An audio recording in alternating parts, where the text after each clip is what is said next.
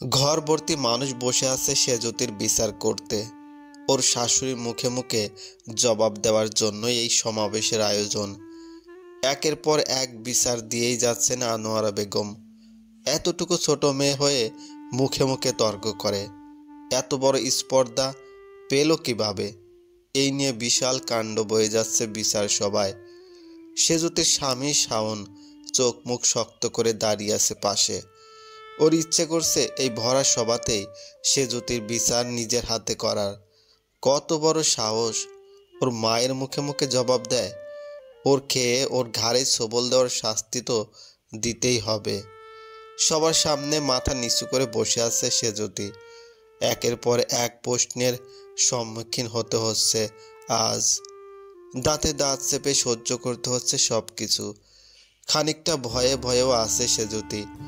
কখন আবার এই ভরা জনমুখে কথা কাটাকাটি শুরু করে, একের পর এক কথা শোনাবে, আর ও সহ্য করে যাবে? এমন মেয়ে নয়।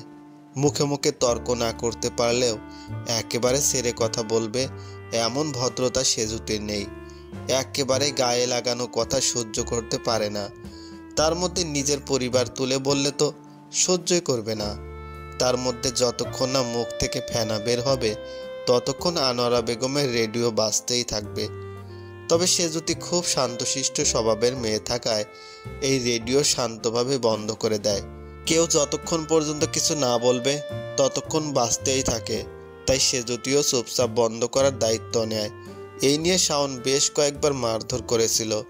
তখন সেজুতির এক কথা ছিল, ওর সাথে সেদে সেদে লাগতে না আসলে ও কাউকে কিছু বলে না, আর ভবিষ্যতেও বলবে না। এটা শোনার পরে রাগে কটমট করে তাকাতো শাওন। সেজুতি ভাবলেশীনভাবে মুখ বাঁকিয়ে চলে যেত। আজ সকালেও শাওনের সাথে এই নিয়ে বেশ তর্কাতর্কি হয়। কোনো রকম সময় পার করে না খেয়ে অফিসে চলে যায় শাওন। শাওনের না খেয়ে চলে যাওয়া একদমই পছন্দ না আনোয়ারা বেগমের। সে আকারে ইঙ্গিতে একের পর এক কথা শোনাতে লাগলো সেজুতিকে। প্রথমে সহ্য করলেও পরবর্তীতে একটা কথায়ও ছাড় দেননি সেজুতি।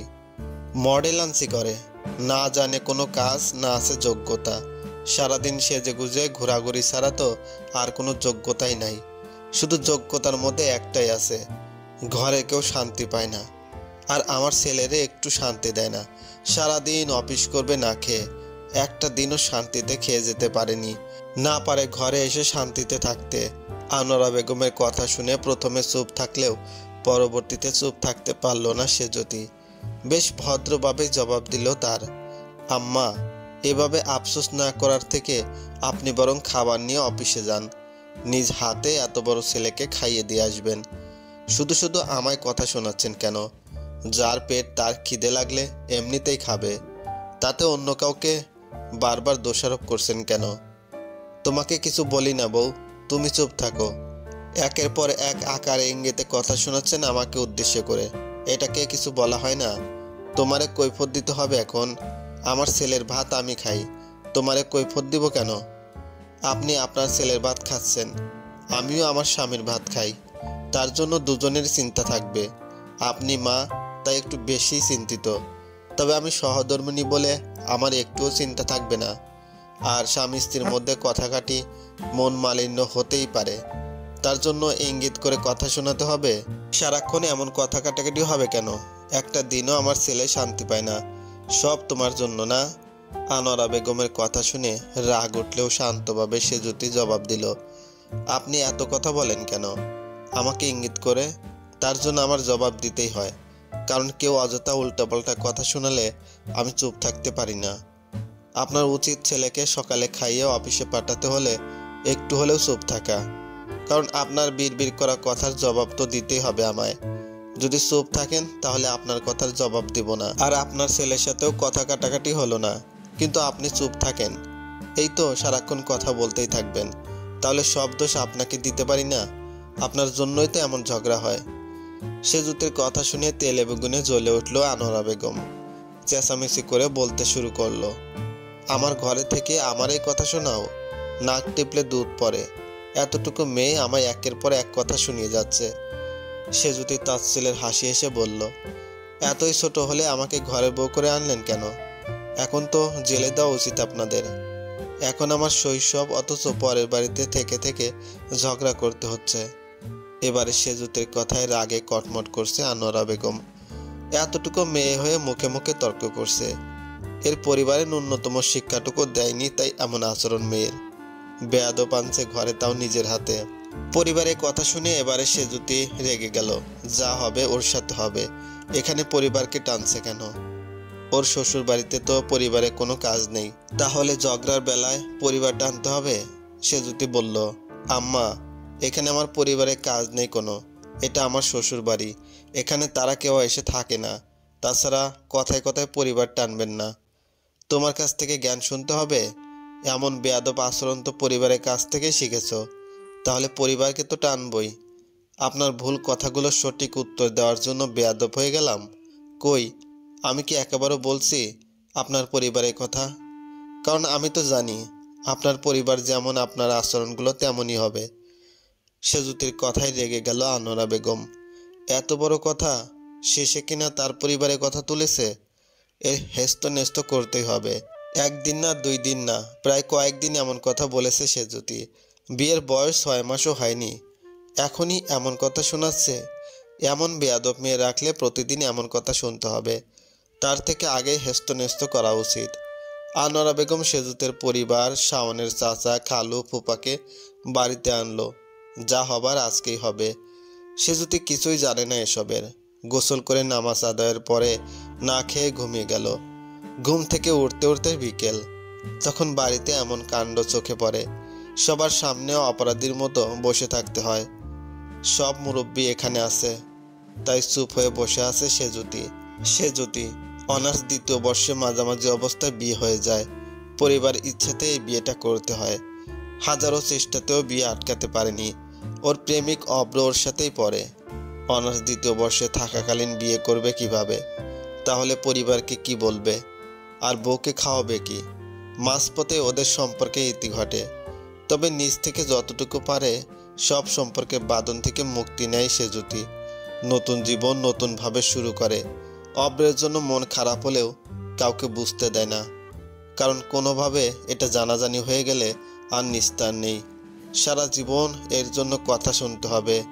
তবুও শান্তি নেই সেজুতির। ওর শাশুড়ির মন মতো চলতে পারে না, তাই একের পর কথা শুনতেই হয়। তবে সব কিছু যে চুপচাপ সহ্য করে যাবে এমন মেয়েও সেজুতি নয়। নিজের জবাব নিজেই দিতে জানে। সেজুতির বাবা রেগে বললেন, এই শিক্ষা দিয়েছি, বড়দের সাথে কিভাবে কথা বলতে হয় জানো না? এখানে বিচারের জন্য আসতে হবে কেন? সেজুতি শান্তভাবে বলল, সে পরিবার তুলে কথা বলেছে কেন, তাই আমিও জবাব দিয়েছি। শাওনের মামা বলল, বউ, তুমি নতুন আসছো, একটু গুছিয়ে চলবা। এখানের পরিবেশের ধরন বুঝে তারপরে কথা বলবা। মামু, আমি তো কিছুই বলিনি আম্মাকে, সে নিজে থেকেই তো লেগে থাকে। শাওনের মা উচ্চস্বরে বলল, দেখছো, এখনো সবার মুখে মুখে কথা বলে, তাহলে ভাবো আমার সাথে কেমন করে। আনোয়ারা বেগমকে উদ্দেশ্য করে তার ভাই বলল, তুই চুপ কর। সেজুতকে উদ্দেশ্য করে বলল, কিছু হয়েছিল? শুধু শুধু লাগতে যাবে কেন? সেজুতি শান্তভাবে বলল, আমি সাজি কেন, ঘুমাই কেন, রান্নাবান্নার পরে নিজ থেকে বেড়ে খাই কেন, তার ছেলে সকালে না খেয়ে যায় কেন? সব কিছুর জন্য আকারে ইঙ্গিতে কথা শোনাবে। তাহলে চুপ থাকবো কেন আমি? আমি তো বোবা না, মুখ আছে, ঠোঁট আছে, আলজিব্বা আছে, কথা বলতেই পারি। সেজুতির কথা শুনে তেলে বেগুনে জ্বলে উঠলেন আনোয়ারা বেগম। উচ্চস্বরে বললেন, এতটুকু মেয়ে কত বড় কথা বলে যাচ্ছে। ওর জন্য একটা দিনও শাওন খেয়ে যেতে পারে না, প্রতিদিন ঝগড়া ঝামেলা করবে। এর প্রতিবাদ করলেই আমি খারাপ। বিয়ায় আপনার মেয়েরে কোনো শিক্ষা দেননি? সেজুতি আবারও শান্তভাবে বলল, আমার বাবা যথেষ্ট শিক্ষা দিয়েছেন আমায়, তার জন্যই তো চুপ আছি।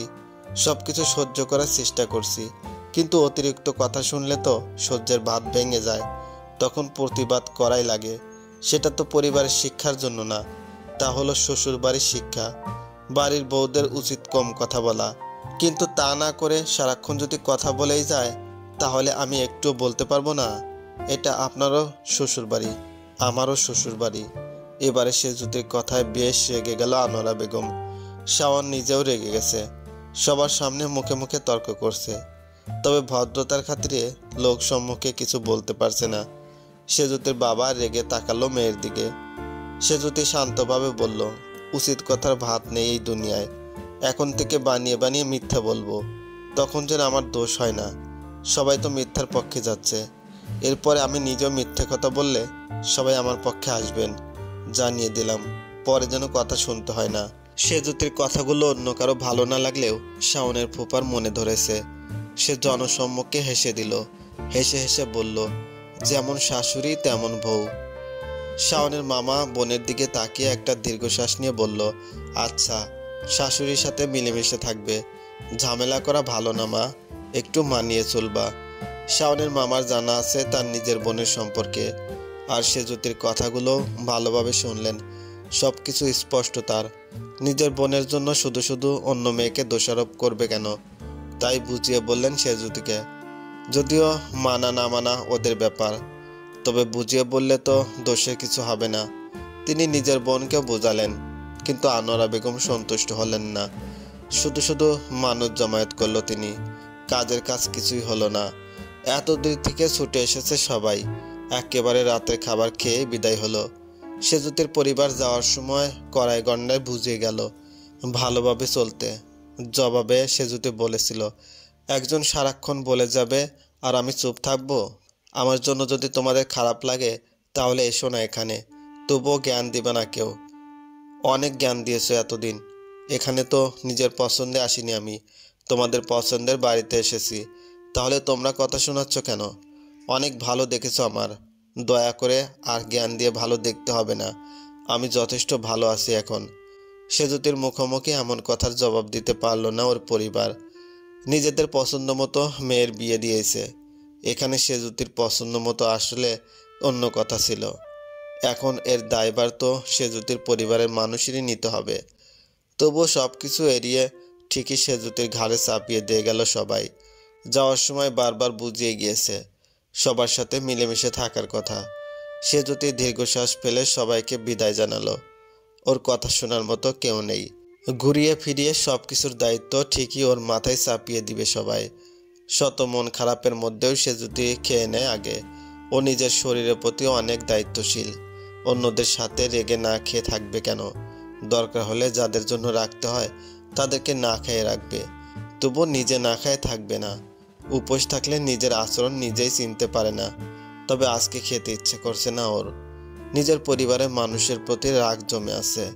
কত ভালোভাবে বুঝিয়ে গেল, অথচ এখানে নিজের পছন্দ মতো আসলে সব দোষ ওর মাথায় চাপিয়ে দিত। এখন নিচ্ছে না কেন? এর দায়ভার? ওর শাশুড়ি একটা কথা বলেনি ওর সাথে। ভদ্রতার খাতিরে নিজেই শাশুড়িকে ভাত বেড়ে সামনে দিল। আনোয়ারা বেগম মুখ ঘুরিয়ে নিজের ভাত নিজে আলাদা প্লেটে বেড়ে খেলো। তার এমন মুখ ঘোরানো কেউ দেখল না। এখানে সেজুতি কিছু বললে ঘুরে ফিরে দোষ ওর দিকেই আসতো। তবুও সেজুতি বুদ্ধিমতী মেয়ে, ভাতের প্লেট ঘুরিয়ে ফিরিয়ে ওর শাশুড়ির সামনেই দিল। ডাইনিং টেবিল গুছিয়ে নিজের রুমের দিকে পা বাড়ালো সেজুতি। শাওন বিছানায় চোখ মুখ শক্ত করে বসে আছে।